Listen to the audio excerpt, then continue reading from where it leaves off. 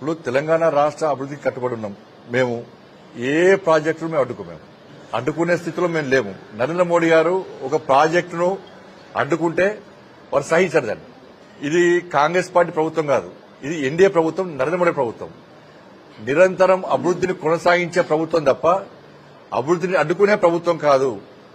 నిజంగా కేంద్ర ప్రభుత్వానికో కిషన్ రెడ్డి గారికో అభివృద్ధిని అడ్డుకోవాలనే ఆలోచన ఉంటే తెలంగాణ రాష్ట్రానికి ఇన్ని ప్రాజెక్టులు ఎందుకు వస్తాయి, ఇన్ని నిధులు ఎందుకు వస్తాయి? ఒక మెట్రో ప్రాజెక్టుని అడ్డుకోవాల్సిన అవసరం కిషన్ రెడ్డి గారికి ఏమొచ్చింది? కాబట్టి అసత్య ఆరోపణలు ఇవన్నీ అర్థం పర్థం లేని ఆరోపణలు. దీన్ని ప్రజలు గమనించారు, ప్రజలు గుర్తించారు.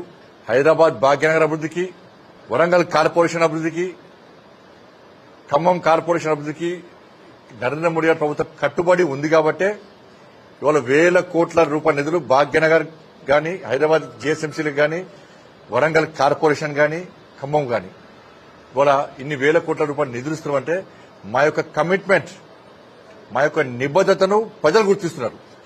ఒక కాంగ్రెస్ పార్టీ సర్టిఫికేట్ మాకు అవసరం లేదు.